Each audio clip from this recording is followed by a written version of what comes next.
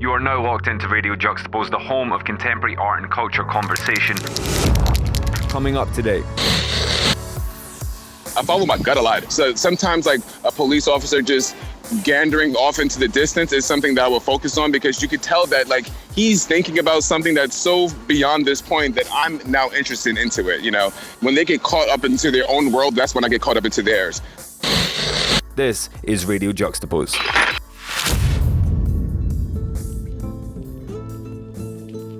How do you take everyday moments and turn them into something unforgettably timeless? It's a challenge many artists face, and in a world increasingly obsessed over visuals and aesthetics, it's not an easy task to stand out. Our guest on today's episode of Radio Juxtapoz showcases the exceptional art involved in photojournalism and street photography. Steven John Irby, or Steve Sweatpants to his Instagram following, don't worry, we'll get to the bottom of that later, is a born and raised New Yorker. In a few short years, he's crafted a unique visual identity by capturing the faces and the moments that reflect his city. After the death of George Floyd and the eruption of Black Lives Matter protests, he found himself at the heart of a situation he had been preparing for his whole life. With his finger on the pulse, he snapped his way into the pages of The New Yorker, The New York Times, and most importantly, the winter 2021 issue of Juxtapoz magazine. Join Evan Pricco and myself, Doug Gillen, as we catch Steve in between shoots somewhere on the streets of the Bronx. If this fast-paced hit of adrenaline doesn't make you want to jump on a plane to New York, I do not know what will. Make sure you give us a follow at our new home at Radio Juxtapoz on Instagram. Enjoy the episode.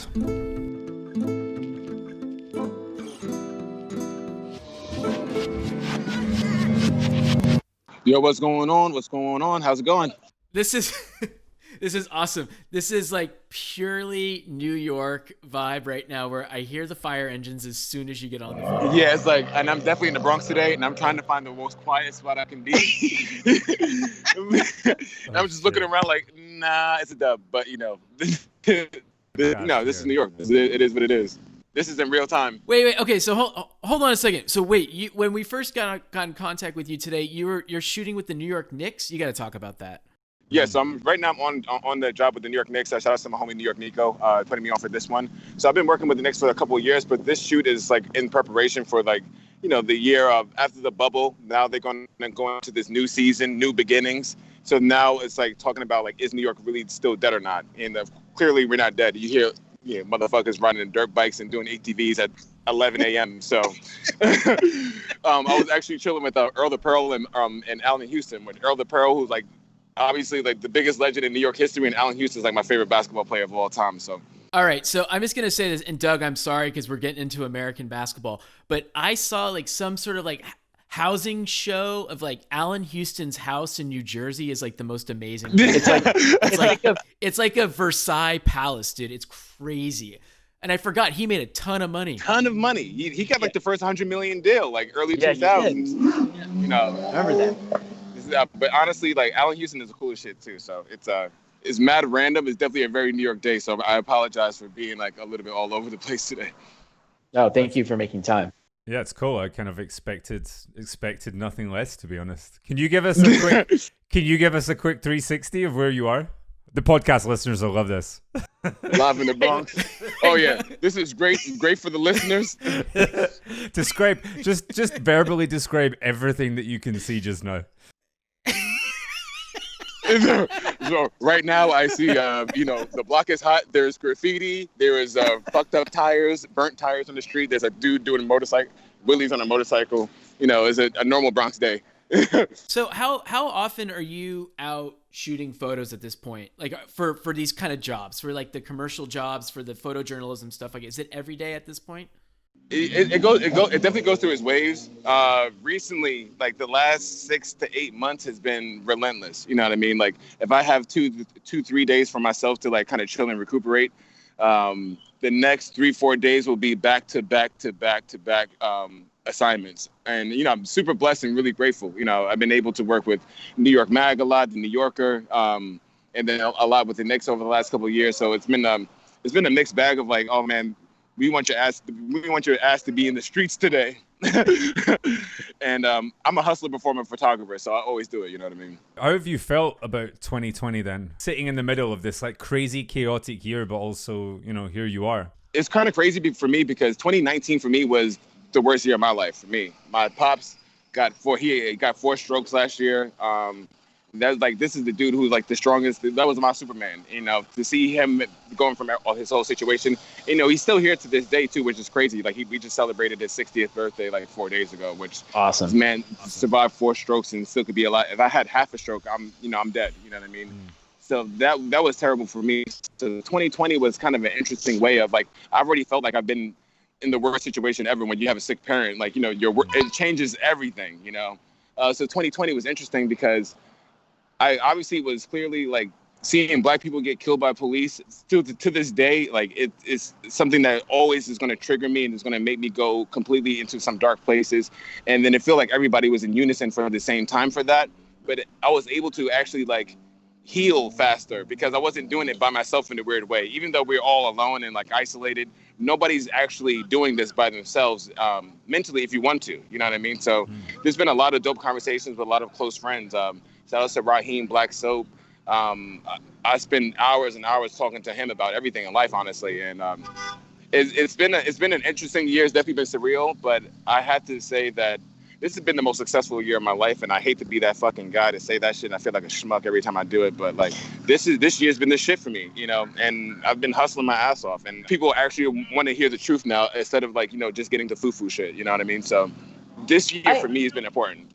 I don't think it's bad to say that because, and I think it's important for people to understand that even in adversity, like you can make shit happen, and like, you can't just like sit around and hope that it happens. Like you kind of got to go do it. 100%. Like I kind of look at it like a scorched earth. Like everything is burned down, but the soil is way more fertile now. Like, you could be growing some big ass trees if you really want to, but it's going to take some work. You know what I mean? And it's going to look really grim at first, but it's important to like, I'm always half glass full kind of dude. You know what I mean? So the way that I just burn individually is, I'm not going to sit there and mope around too much. And even if I do, let me just find the best way to be efficient as possible. And then this year has been the year for that for me. You know what I mean?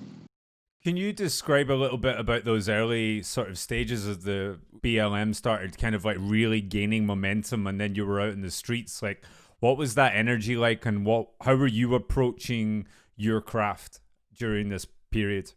The whole BLM protest, especially when it started, I've always been I've always been proud to be Black. I've never had a problem with like race or anything like that, especially when it comes from like race identity. My parents are both like born and raised New Yorkers, and they grew up in the 70s out here. So they grew up at everything in the 70s, the whole Ungawa Black Power stages. So I've been learning this stuff since I've been like 9 years old. You know what I mean? Like this was been taught to me as pretty much like doctrine. By the time that it came, for this whole BLM movement around May and April, and the death of George Floyd and Breonna Taylor, motherfuckers was ready. I was ready to go outside. You know what I mean? Like I've been waiting my whole life for that moment to feel like to fight in my own kind of way. There's so many ways that people have perceptions on Black people of thinking that you have the stereotype of being just the angry Black guy. This was one of those times that I felt like I could be the angry Black guy, but let me be the angry Black guy taking photos that with a sense of purpose,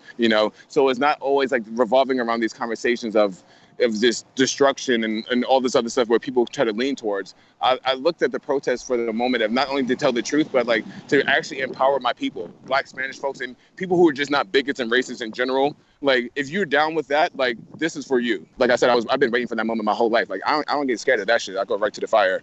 I think the thing that's so fascinating about that, and I think this is really good for anybody who cares about the craft, when you're given an assignment to cover something like that, and you want to participate, but you also need to document, do you kind of accidentally go in two mindsets, or are you like, is it natural to be embedded but also be a journalist? That's a really good question. It's hard for me, I guess, personally, because I'm an overly empathetic person. So I go sometimes too far off onto either side of the spectrum. So sometimes, like, I've caught myself multiple times in the protest, like, I would be documenting the protest, and the next thing you know that I'm chanting. I didn't know when the fuck I started chanting. You know what I mean? Like, I just stopped taking photos altogether, and next thing you know, I'm just saying, like, say it loud, I'm Black and I'm proud. And I'm walking down the street, like, when the fuck did that happen? So it is really difficult, but at the same time, I don't look at it as a bad thing. I just embrace both sides of the spectrum, because I think the most important part about the photos and documenting is like we have to be appreciative of why we're there in the first place, and the sense of purpose and like everything that represents. Like, I can't get too caught up in thinking that like I'm not living my life. You know, it's still living as to the fullest, honestly, to that extent. I just need to be conscious to not make sure that I'm living too much on either spectrum, you know, so I don't forget to do like what I want to be there for. But there's nothing, I don't think there's anything wrong with, I guess, like, you know, having your kind of like your interests all over the place. It's just more or less just making sure that they're focused. And I think that's been a big kind of thing that I've been learning this year with documenting the protests and kind of like turning your brain on and off. Knowing when to get angry, knowing not when to get angry, you know. There's a lot of things. There's a lot of triggering situations that like people like me that could be kind of confrontational. Like you could easily, you know, easily put put some gasoline on it, if you will, you know. With regards to what you're actually, you know, what you're taking photos of, how did you approach that? Because there's so much going on at any one of these moments. You know, you could be focusing on cops, you could be focusing on BLM supporters, you could be focusing on Trump supporters, you could be focusing on any one of these things. What is it that you're looking for, or what you were looking for when you were going into these moments? I follow my gut a lot, and then my gut always tries to go towards like these simple human situations that are deeper when you actually slow down to look at them. So sometimes like a police officer just gandering off into the distance is something that I will focus on, because you could tell that like he's thinking about something that's so beyond this point that I'm now interested into it. You know, there's so many interesting little things that people are doing that when they get caught up into their own world, that's when I get caught up into theirs, because I don't like to find people that are too focused on I guess like me or the situation at hand. I want people literally to be lost in themselves, and I try to look for the people that are lost within themselves and all those kind of moments, because you get the most purest and most honest, candid expression when, you know, somebody's not paying any kind of attention to you. You know what I mean?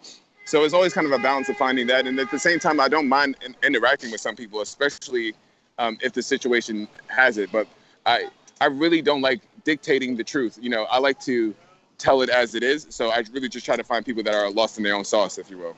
Did you notice, was there a lot of people out documenting? Fuck yeah. I wanted to know, is like, when you're given the assignment from like the New Yorker to cover this stuff, is there kind of a little bit of like, man, I gotta find some new angle here, or are you constantly thinking about, oh, I see that person's taking photos too of this same thing, like I gotta. Okay. 100%. Like I'm born and raised in New York. I'm 33 years old.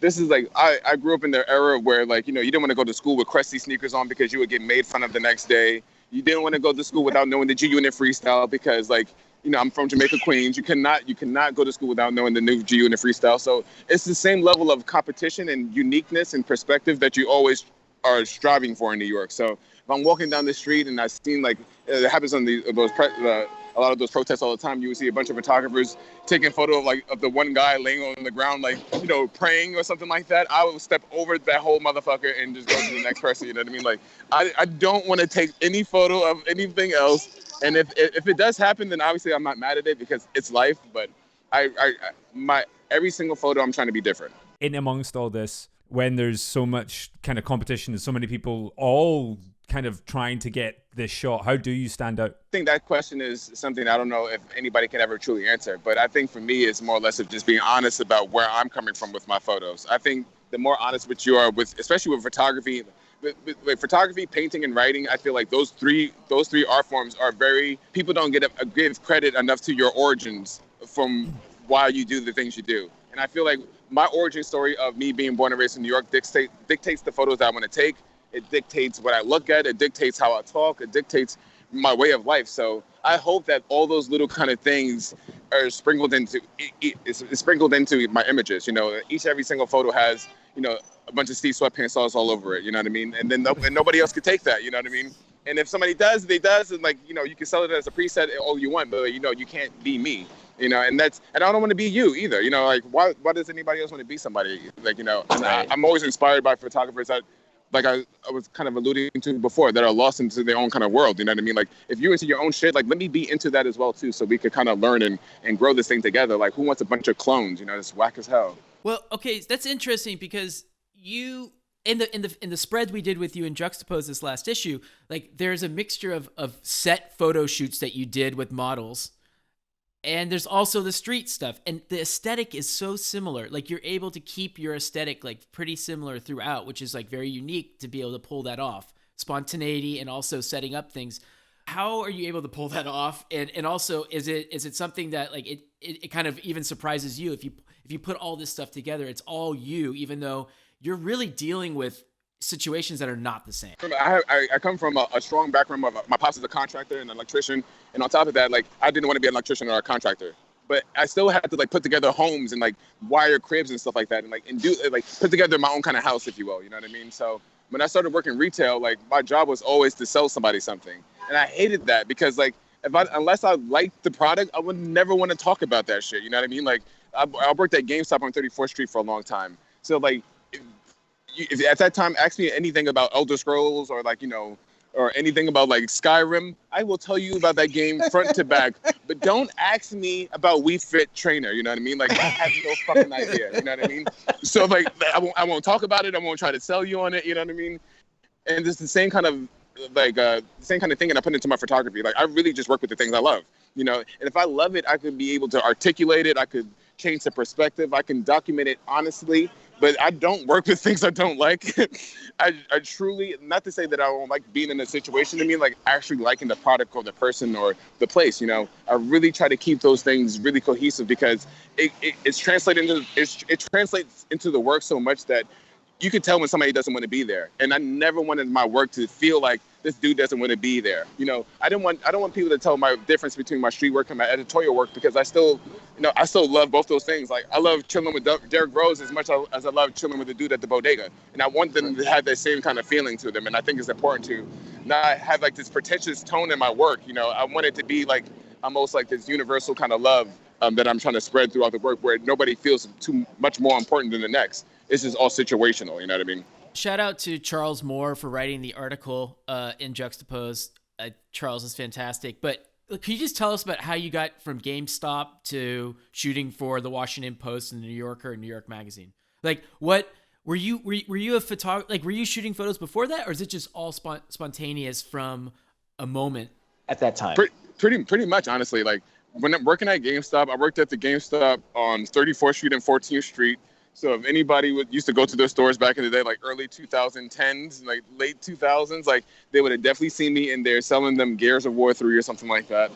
But no Wii Fit. Fuck the Wii Fit. No Wii Fit. But I love Nintendo. Shout out to Nintendo. They came in for Wii Fit. They left with Skyrim. Oh, yeah, for real. I was like, nah, it's not working out. But then after working at GameStop, I will never forget one customer came into the store when I worked at the 14th Street spot. And then that's when Instagram first kind of came out.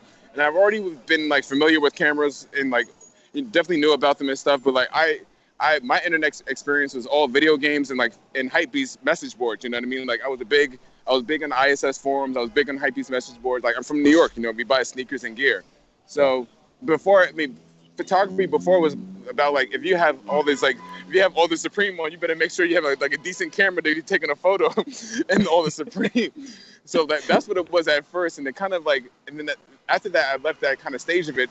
When I got introduced to it again, I saw like the rise of mobile photography, and I just saw how everybody was so accessible now. And I've always thought that it was more or less just too expensive to buy a camera in the first place. You know, I'm working at a retail job, and not to drag them under the bus the whole time, but you're not making enough money to be buying a digital camera, working on a damn near minimum wage salary at that point. You know what I mean? So after I finally got access to the mobile photography, the iPhone stuff, shout out to my parents that gave me the family plan.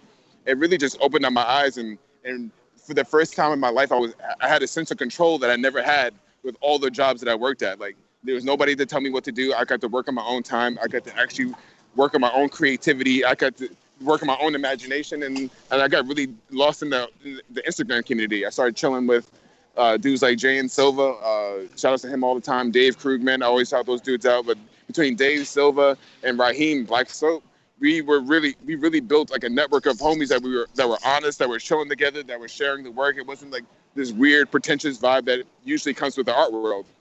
And I got to really grow and not have like be in the box of going to art school. I could actually just evolve in my own time. So I think that was really important for me, especially being 25 years old, because everything up to that point, I didn't have anything else in my life that I really, gave a fuck about. Like photography was the first thing I gave a shit about. So after I finally, I had to live on my own couch for 18 months in my crib. I had to like sublet my room. As soon as I sublet my room and like I had to sleep on the couch, I was all depressed and sad. I literally got hit up to work our first gig with Coach. It really just opened up my life to make my life more available for like photography and working instead of it making it available for everybody else. But the start of Street Dreams and my own kind of like street photography career rising has been kind of like the foray of me getting into this whole photojournalism world, honestly, in the first place. And this is like this whole year has been the first year I've really been working a lot heavily with photojournalism, like the New York Mag and stuff like that, because I'm really coming from the social media world, honestly.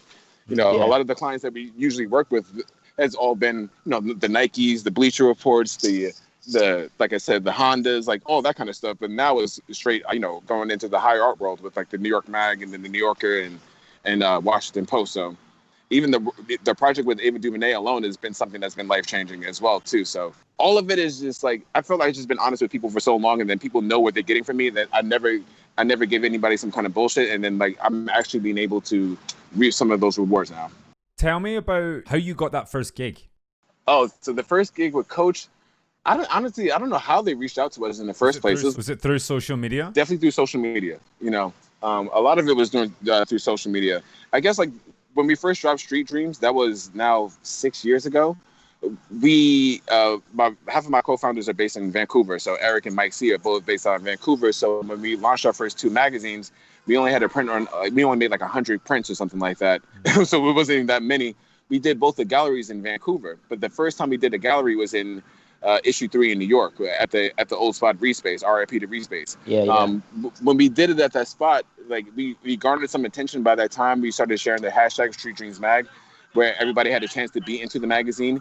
We garnered over like, at that point, I think we garnered close to like 500,000 subscribers to the hashtag.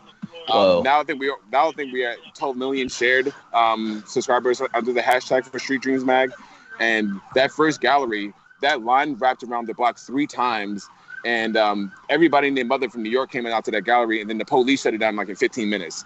So like the police shutting down that gallery springboarded us into another platform, because the next time it's like, you're gonna I mean, like, I was like, shout out to the police, you know what I mean, for shutting us down. But that was a very, very important thing for us to happen, because, like, I don't know, like, we lived on the internet, but people started to take us seriously for the first time. Sorry for this. Actually, I was curious about that, because I kind of did some research on that show at Read Space. Jeff Staple, awesome. Do you think that can still happen, or do you think there's still like that kind of like can't quite happen anymore? Even though that was only a couple years ago, but like it still feels like that stuff doesn't happen as much anymore. I would never say never, but I would just say it will be a way different hustle that you have to do it, because when we were doing that for Street Dreams, we weren't definitely not the first people to start. I mean, obviously there's Juxtapoz, you know what I mean? There's all these OG magazines that have been doing it forever. But what was interesting for us is that we were the new contemporaries. Like, we were the new entry point for a lot of people who didn't have the knowledge or just the know-how about like the other kind of platforms that were out there or other magazines that were out there. So it was still so fresh, you know what I mean? Like, we had a lot of hungry, fresh photographers in there. Now, a lot of those photographers that we were working with back then are now blown up to do, all of them doing individually doing really crazy shit, you know? But a lot of it kind of felt like it kind of felt like Spike Lee linking up with everybody for Do the Right Thing or something like that, like in the beginning of it, you know. And not to say those things come around I feel like there's like a 5-10 year cycle with those kind of things, so there definitely will be something else to pop up. But that energy was, to this day, that energy from issue 3 to issue 9 has been some of the craziest galleries to date. I mean, issue 3 to issue 8 was the craziest galleries that we've done. And then we've definitely done more. We've done shows in Tokyo, but the early New York shows, they were just so raw and emotional and beautiful. Can I ask you a couple of techie questions? I think you're the first photographer I've met or spoken to, certainly the first one on this that's shooting Sony. You know, you've not gone Canon or Nikon. Why? Because Canon and Nikon are whack, first off. Sony gang all day. Add to the spice. Nikon, you ass. But the reason why I love Sony so much is because for this, the cameras are lighter, they're ergonomic, and they have the same power, if not more, than a lot of those situations that other cameras that you're using. So I've been now using my Sony for 4 years now. I'm also signed to the Sony Alpha Collective, so shout out to the Sony Alpha Collective. Okay. And that's why you're using Sony. Yep, and then that's where and it comes out. I was waiting for the plug. And that's it. I am signed to Sony, guys. Obviously, this is a little bit biased, but the first camera that I started using before my mirror, I'm a big mirrorless guy. I usually go with the light setup. Like I have a Contax T2 for my film camera, and I used to use a Fuji X-T1. I used to be obsessed with the Fuji X-T1 because I love they had the best glass, they had really good color simulation, and the only reason why I switched over to Sony at the time, honestly, was they were full frame. It was a full frame mirrorless camera, and so I could get the same bang for my buck, but I could have more data in my images. So for people like me, I crop the hell out of my images all the time. You know what I mean? So there's some situations where I'm shooting with a 70-200 where I can just crop down to like this little square, and with the Sony it's still going to be crispy and beautiful, and I don't have to be stressed out for it. So like my setup is usually just this big little fanny pack and my little lenses and my Sony camera, and I've been shooting gigs like that for 8 years now with just this little setup. I will go to photo shoot sometimes and they ask me, is that all do I have? I'm like, yeah, that's it. You know what I mean? Like I don't need anything else. How often are you shooting film as opposed to digital? I shoot film a lot, honestly. But film for me is more of like a candid, fun thing. Like a lot of like when I get old, I would love to look back on all my film photos, because those like my digital work is honest, but my film photos are just way more like, I guess, emotional. Like I'm taking photos of people on set, of like behind the scenes of set, like pictures of my mom, like feeding my dad or something like that, like in the hospital or something like that. Like photos of like my grandma, like I was like, it's really like emotional family stuff for me, because I get really sappy with that shit. So like my film photos are really a bunch of like sappy, like I'm gonna cry and look at the scrapbook kind of photos. That's okay. Yeah, I'm a emotional dude. What was with the switch up on your Insta to go black and white? One of the biggest things for me was trying to find, I hate like a lot of like trends and like people, for lack of a better term, just like just dick riding and stuff like that. I just really hate it, So I was trying to figure out a way to like be consistent and hard-headed, but at the same time have my own kind of personal style where people would know me for. And like obviously black and white photography is one of those things that people, it's a cliche thing with photography. People see a black and white photo and they're like, oh, you do photos, you know what I mean? But I wanted to make it like my own kind of staple and my own kind of twist on it. So, and I think the most important thing for an artist was that not only the art in like the photo editing, but the art in consistency. Like if you can do something for 2 years in a row, then like that is it's an art form in itself. So I wanted to really just build like a catalog of black and white photos for the next decade, and I wanted to see where it goes. At first, it was hard to do it for the first year, but after a while, like I actually like fucking hate color photos now. I can't stand them shits, And I still take color photos with my film, like using Portra or like a couple of Ektar joints here and there. But like I just gravitate more towards black and white photography. It's simple, it's honest, and it allows you to focus on the subject, and you get immediate nostalgia when you look at it. So those are all the things I love about black and white photography. I think this is something that's important for people who are listening who might be a photographer who might get an assignment from somebody. Do you tell them like this is going to be in black and white? I'm sorry to tell you. At first, the conversations were a transition in a progression, more or less. At first, I used to ask about like, can I shoot this in black and white? And then if now it's more or less like, this is coming in black and white. And this is like, so there are some situations where some clients do ask if they can have some color images. And before I was like, I'm definitely compromising and like I'm open. I'm definitely not like just some dictator with my photos or something like that. But I definitely strongly prefer black and white photos, you know what I mean? Because that's me, and that's how I know I love to communicate my images now. So I just hope that a lot of my clients see that, and a lot of them do now. So it's one less thing I have to worry about. As a street photographer in New York, like this is your home city. I can see even just from the second you picked up the phone, you have a confidence being on the streets. They are your streets. You feel like this is your playground. How easy is it for you to transfer that, or how much do you feel that same level of comfort when you're out doing street photography in other places? Does it change for you? I'm insanely comfortable. If anything, I'm more comfortable. I literally went to like, Jay-Z has his bar He said, put me anywhere in God's green earth, I triple my worth. That's how I feel about photography. Genuinely, I was in Finland. I was like the only black guy in Finland, and I was having the time of my life. I was like, you can't tell me that I'm not going to sit there and have a good time, because this is something where I love to do, and I don't mind being here. And on top of that, like, I'm in control. At the end of the day, like, it's not like working at GameStop. Like, I'm not selling blank games to somebody. I'm literally changing the world with every frame. I'm a documentarian in real time. And if you can't respect that, then fuck you. I don't need to stand and have this whole conversation about it. But it's just like, the more confidence that you have in yourself, like, it's not being cocky, it's like being confident is. It gives people a sense of comfort as well too, like, because I know why I'm supposed to be here in the first place too. You know what I mean? Like, right. It's a thin line of not being a dick and being confident. If you're gonna shoot photos of the Hall of Famer Earl the Pearl Monroe, like, you kind of have to have a sense of confidence yourself, because you're gonna be around people that have this legacy and this bravado to them as well. So like, it's kind of good to match it a little bit too. Somebody told me, I forgot where it was, but it was on one of these panel discussions I've done with the Knicks, actually. And I was all nervous to be there and stuff. Like, like, I'm sitting with Allen Houston, like, this dude played with Patrick Ewing and all this stuff. This dude, and I forgot, I'm paraphrasing it for sure, but he told me, like, you're supposed to be here. He's like, we wouldn't hit you up if you're not supposed to be here. And then I just started to remember that more and more time. You know what I mean? Like, it's more important to realize that if you can hit up from the clients or for anybody, you're there for a reason, So if you kind of forget why you're supposed to be there, they will forget why you're supposed to be there too. And I'm not gonna let nobody forget that shit while you hit me up in the first place. Now, do you remember the fact that somebody like that said that to you? Is that something that you'll remember to say to somebody else as you get older? 100%. Because it was dope, because it was from another. I'm mad that I can't remember his name now, but it was from another. It was a black dude who was a lawyer. You know what I mean? So it's like, I know that he had to have a bunch of awkward conversations himself about being a black lawyer in New York City, and he's a sports lawyer for like the New York Knicks or something like that. So if he could tell me that, and he has the confidence and reassurance, and like, he passed the bar, I didn't pass no bar. You know what I mean? Like, let me just be a little bit more confident about taking the photos and being like, and let me own that a little bit more.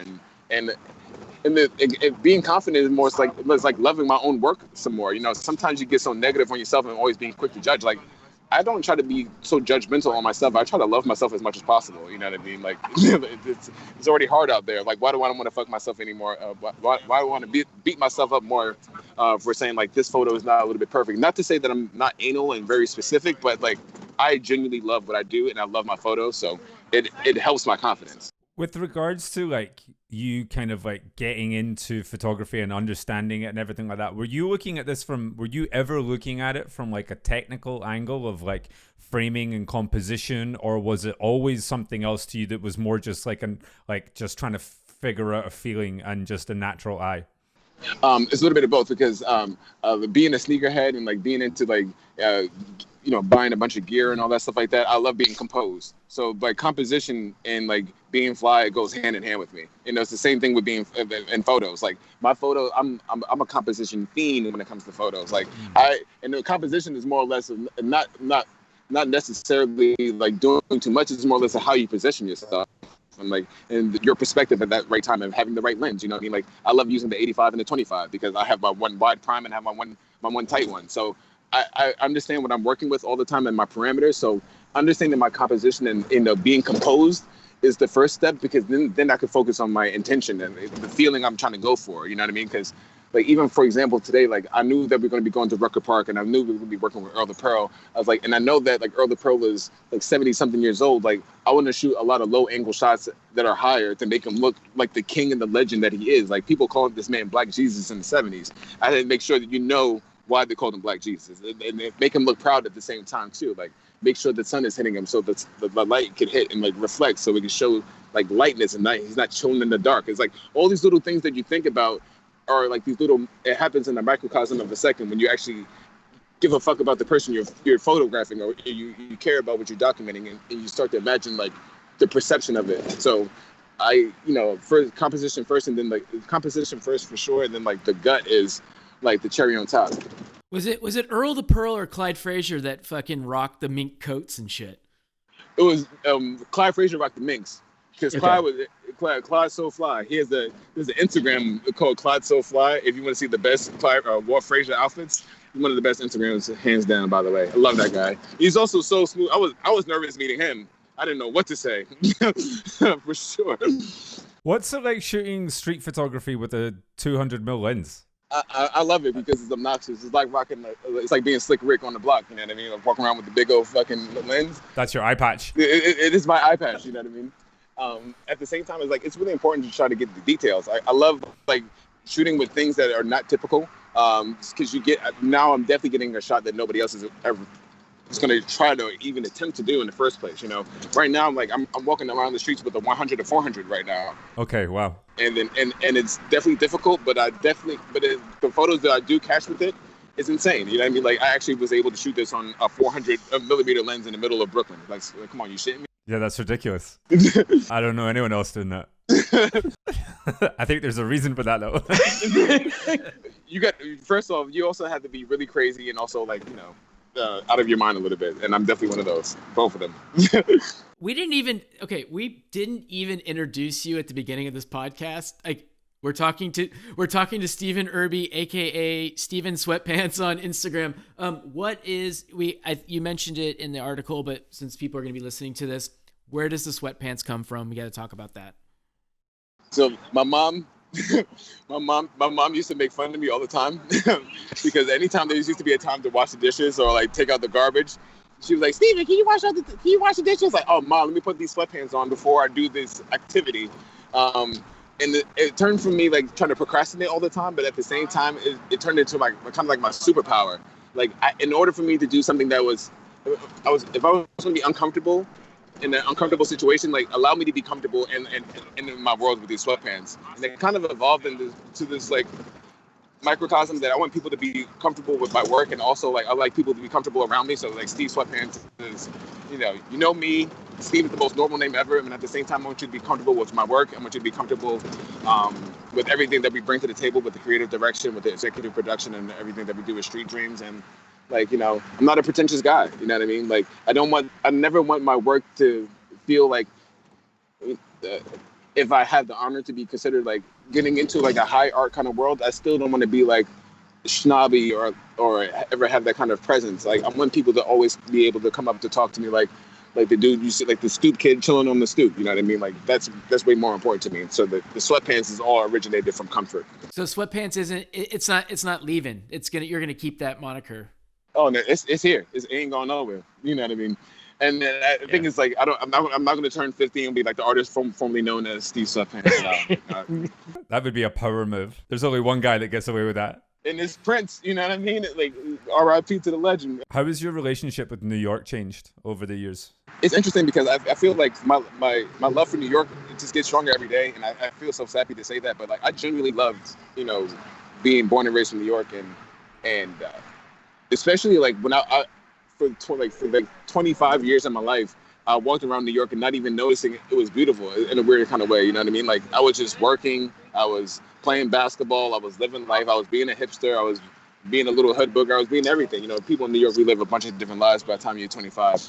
After that, I mean, now this point in my life, like, I'm going into like my mid 30s, and it's just been like a love affair. You know what I mean? Like, everything about the neighborhoods are dope. Like, I love talking to my bodega dude every day. I love like saying what up to my laundry dude. I love my drunk homie in the corner tying nitty. I love that dude. You know, I love going to my wine shop. I love going to the empanada spot. Like, I love taking the train and seeing the guy on the Lucy spot. Like, New York is not even about the place. It's not even about the place. It's about the people. And I think that sometimes people get it twisted about, like, you know, the hustling and making the money. And like, I just fell in love with it. I've just fallen in love with the people of New York more and more every single time. And 2020 was just a really ill year to fall back in love with the community aspect of it again. That's such a beautiful thing you just said. And I was thinking about how in March and April and May, how quiet the streets of New York were for the first time in so long. And then like now, and then like with the protests and everything that kind of changed mid-year, how alive the streets were. Like, I don't know if like in March you realized that you were going to have some of the most iconic photos taken this year. No, you had no idea. I mean, if I tell you the full story of what I was doing a couple of days before the protest, you'd be like, we'll say that for off the air. You'd be like, man, were you serious? Like, I was just living life. You know what I mean? We got time. My mom definitely listens to this. So like, she's a Jehovah's Witness for sure. So she's gonna give me a whooping. But but definitely I was having a good old time, you know. And then 2 days later, like, you know, George Floyd happens, you know what I mean? And then now you go from like walking around the cities with your friends, like drunk, having a good old time, taking photos, to like documenting like the biggest civil rights movement of all time. And New York has an interesting way of doing that. Like New York could be a blizzard on Monday, and by Tuesday it's hot and sunny outside. And it's definitely the same thing with the political climate. It's the same exact way how it was out here. It went from being like, even like I was on a summit with New York Mag for election night, for the election days. Those 2-3 days before like the actual results, the streets were so eerily creepy and quiet, and like I never experienced anything like that. You would think that like Jason Voorhees was going through the streets and terrorizing everyone to stay in the house. You know what I mean? And then the day of the actual election, when Biden won, like I heard people screaming out the windows, literally like 10 a.m. in Bed-Stuy, like screaming, like hooting and hollering, like yes, like banging on the pots and pans. Like New York is just, we live in a dichotomy with like, you just have to experience the full spectrum of emotions every single time. And like New York is just, you have no other choice but to do that over here. And I feel like my photography definitely kind of fluctuates with that, the way that the city goes as well too, you know what I mean? Could you ever live in another city? No. No. I know. I thought maybe Helsinki, Finland. After your Finland, you catch me in mood. I forgot where it was, but like Finland. I was drinking lingonberry Collins. I'll never forget a lingonberry. It was fire though. Honestly, the only other place I would consider to really, really live is Japan. I love Japan, and I know that's like the easy hypebeast answer, but going to Kyoto the first time, it actually blew my mind. Like Kyoto is like being in Fort Greene or something like that. You know what I mean? It was surreal how fire it was. And you know, I'm just a pothead. I don't know if they have any weed out there like that, but if I can figure that situation out, I'll be out. They're a little harsh with the weed issues in Japan. Definitely. I heard it's like $60 for a gram. I was like, I am good on that. You know what I mean? But besides that, I was like, I'm in Bed-Stuy. I'm trying to buy. I want to be in New York. You know, I think it's important to try to buy property here. Like I'm trying to buy brownstone. You know, I'm trying to have my foundation here, which is, and then hopefully I can live somewhere else. But yeah, fuck that. I'm trying to stay home. How did you learn the business side of this? Because the business side of this is so important, especially in a place where it's New York and it's about the hustle and it's about, you know, trying to keep moving forward. What was teaching you or informing these decisions that you were making? I got a lot of business savvy. I would give that shout to my dad again. My dad, being a contractor and an electrician, a master's electrician himself, like there weren't a lot of black master's electricians in Brooklyn in the 80s, especially the late 80s. So my confidence is very similar to like how my father is, and 100%. Like I am pretty much a splitting image of my dad. You know, I just happen to take photos. And his confidence and his business savvy helped me immensely. Like he would have me as like a 13-year-old kid on the job site, like, you know, talking to all the old Jamaican dudes, trying to tell them what to do. Like, you know, you need to put the wire over here. Like, you know, when you start doing that at the age of 13, and especially like the experiences I have with being a Jehovah's Witness, you know what I mean? Like a lot of that stuff is, you get so used to being put in awkward situations that you have no choice but to step up. So every time I'm in an awkward situation or somebody is scared to step up, I've always been the first person to step up in those situations. So doing that in like repetition, like it kind of turns into like it kind of evolves into like the person to be the first person to delegate the task, to be the first person to show up for the job site, to be the first person to be like to say something, because I've just worked in that situation for so long that like I have so many thoughts going through my head that if I don't say anything, it's going to drive me crazy. So like I might as well put in this feedback, and then hopefully you can take it. You can take it if you want to. If you don't have to, but let me at least say it, and hopefully it's constructive. The fact that you're doing a podcast while being driven around New York City and like staying focused, it like says a lot about getting shit done. I'm a man of my word. If we say we're going to do something, we're going to do it, you know? And I'm not saying I'm perfect with it, but it's kind of an art in itself. Like, you know, like a lot of people are flaky all the fucking time. So like, I try to practice in the art of not being flaky. Like being a man of my word and trying to be not only there, but present. You know, I think that's a big thing too. Like a lot of times, like I go to job sites and, you know, people are not present. So I definitely let the people on the team know, like nobody's surprised about like my moves. You know what I mean? Like I have my communication skills are either very sharp or non-existent. You know what I'm saying? There's no gray area. You know what I mean? I can totally relate to you on that. You have such a temperature for New York. What's next for New York? Like New York I went through such a crazy year. Like what are you seeing as next in New York? Like what's happening? I think a lot of people are getting into, I'm not saying everybody's going to go into live streaming, but I think there is going to be the growth of the DIY culture has been crazy, but now everybody understanding the digital real estate and understanding the flexibility in the digital real estate is really important. So I feel like New Yorkers are finding new ways to hustle both of those things. Like, how do we hustle this live streaming stuff? Because I've seen people doing some of the most creative things within the live streaming space. Even like the last 2-3 years, I've never seen so much creativity span from it during this time. And at the same time, I know that the underground scenes in New York are getting bigger and bigger again. Like there's going to be a bunch of new subcultures that are going to be popping up in the next 2 to 3 years. So at the same time with the live streaming shit going crazy, I've seen way more people doing house parties and like other like kind of like in studio kind of like in the crib kind of things. Like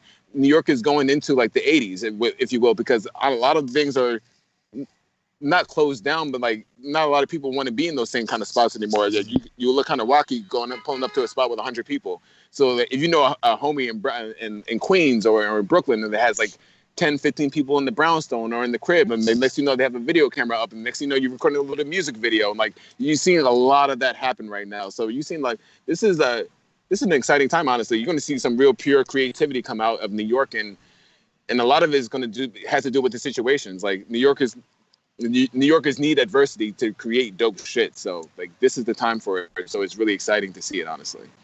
I wish I was young again. Nah. You're still young. No, I don't know what you mean, man. You see this gray? Well, okay. No, didn't see any. I just turned 39. When does? You don't look no damn 39. I'm gonna go in a little bit. When does photojournalism become high art? I think photojournalism becomes high art when they have, honestly, like people like yourself, E, that actually have the power and the ability and the platform to give it more credit. A lot of the times that a lot of the journalists and a lot of the photo editors that you work with are not as culturally grounded that they should be. And we are playing a game of validation at the end of the day, but if we have people if we have the top photo editors culturally grounded and have a beat to the street as if we were listening to Hot 97 freestyles if we were kids every day, it would help the culture immensely because they will leave their bubble of whatever they're looking at all the time and coming into our world. And it's been really important for me to play this game of relationships. If it wasn't this game of relationships of being like who I am and normal this whole time, I wouldn't be able to talk to the people I'll talk to today, but I think photo editors have to do a better job. You said something though earlier in this conversation that like resonated it's the thing about entry points. And like you have to establish entry points for people, whether you're an editor, whether you're a photographer, like these things like are really, really important in order to nurture the culture to go forward. And like, I feel like just the idea of entry points needs to be more, just more cared for, really. I think a lot of it too is like there has always been like this specifically for treating like photojournalism for high art. It's like we have to take a lot of these I'm not saying the negative connotations out of when you see a new photographer a lot. There's a lot of like just because somebody doesn't know of the person's work, they just sometimes get so dismissive of it. You know what I mean? Like I try to look at everything as being present. You know what I mean? Like does this work feel like this stands the test of time if you look at it for the first 3 seconds? That should be the first thing that you should feel. I mean, that's when I'm shooting my photos, that's why I'm shooting my photos in the first place. So I just hope that the pretentiousness and the bubbles are bursted for a lot of the people who have the choices to pick and validate some of these photographers that want to be high art photographers or they need that validation. But, my confidence is not, not everybody's like, not everybody has the same level of confidence and like I do. So like people really get down on themselves about that stuff. And I see a lot of my friends, photographers who don't get the same kind of recognition and validation from the same kind of people that we talk about. And it crushes them. So it crushes me to see them be treated like that. And we all are doing incredible fucking work. So I think that, you need to burst the bubbles. One of the things that I always tell people is, if they're trying to get into a craft, like you don't need to know the history of something in order to get into it. There's books for that once you're into it to go back to and look at. Like I always feel like people get hung up on like, well, I don't know enough about 1960s street photography in Paris. Like you don't need to know. Yeah, and if you want to get into it, totally cool. But like you don't have to know all the names right away. It's totally fine. Just do what you do, and later on you can appreciate that stuff. It's totally fine. And I think that's something too, that pretentiousness of art school and PhDs, like you can just don't worry about it. Like you can get back into that stuff once you're doing your thing. It's totally fine. I think that's important. Yeah, I mean, I didn't know about anybody like that when I first started. No, I started shooting when I was 25, and then like now I know a handful of photographers, but like I had to find out what I liked first. You know what I mean? Like you have to genuinely go. It's like I'm not going to just pick up a bunch of books. And I love Stanley Kubrick, obviously, so it's not a good example. But like, what if I didn't like that kind of photography? And somebody just told me like, oh, Stanley Kubrick is cold. Like I buy a bunch of Stanley Kubrick books and I didn't like it. You know what I mean? Like it kind of turns you off. Like you need to find things that you like, and then if other people kind of fit in that Venn diagram, then you're getting to a good place. You know what I mean? Like I love Jamel Shabazz, I love Joseph Rodriguez, I love Ricky Powell. Like that's like my holy trinity of like everything for me, street photography to the editorials to like the photojournalism. Like that for me, Jamel Shabazz, Ricky Powell, and Joseph Rodriguez. You know what I mean? Like those are my guys that I will go to bed with any day. I have a great Ricky Powell story. The time I interviewed him in New York, that I don't know, I can't share it in this podcast. Yeah. No cheese. Sorry about that. I hate cheese, dog. I fucking hate cheese. It's gross. You hate cheese? I didn't know that was a thing. Do you like any dairy? I like pizza, but like, cheesecake once in a while, but you're not going to see me eat like a grilled cheese sandwich. I will throw that shit right back in your face. Would you have cheese on a pizza? Yeah.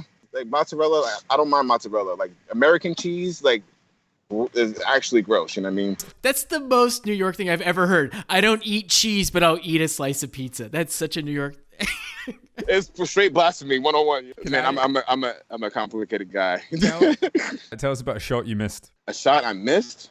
God, I always say this all the time. It was like my dad was taking us on a road trip in like Las Vegas, from Denver to Las Vegas. And it was like my first time I had a film camera. Like I bought that shit off. I said in Juxtapoz, I bought it like for $15 off of Amazon. And I swear to God, there was a white horse just galloping in the middle of like Death Valley. You know what I mean? Like, and I was telling my pops, like, we need to pull over, man. Like, we need to get this. He's like, he kept on telling me like 120 degrees outside, bro. You ain't stopping. Like, and like every time I try to, like, it's kind of sad that my pops is like, he has his strokes now and stuff. He really can't talk. But I tell that to my mom all the time. I was like, we saw that white horse in the middle of Death Valley, and I would have had like one of the coldest photos, especially for me starting off photos. I would have a white horse galloping in the middle of the desert. Like, come on, man. Like, I didn't even know that shit was real. I mean, maybe I was high as hell. Who knows? But like, I swore there was a white horse galloping in Death Valley somewhere.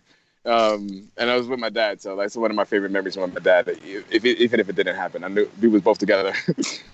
What's a story of a photo maybe that you took this year that you knew was fucking money and it came out and it was perfect? Like, is there anything this year that you're just like, I knew it? The photo with the homie sitting on top of the car with his holding his fist up. I like when all that was happening, like I literally walked into the car and I just heard somebody bumping Pop Smoke in the middle of a protest. Pop Smoke has been bumped heavy during the protests out here in New York. Every protest you go into this summer, you would hear like, how about I shake the room? You know what I mean? It was going down. And then the dude was bumping Pop Smoke. And when me and him made eye contact immediately, I had a 70-200 with that shot also too. So I shot that photo on 70-200. And when I backed up, I only had 3 frames to get that photo because after that, everybody just started storming the car and everything. But I got it on the first shot. And I was like, damn. I was trying to tell them, and that was the first night of curfew and everything. I was ready to go home after that. I was like, you could just might as well pack it up. Yeah, and that's kind of one of the shots of the year. So you're right.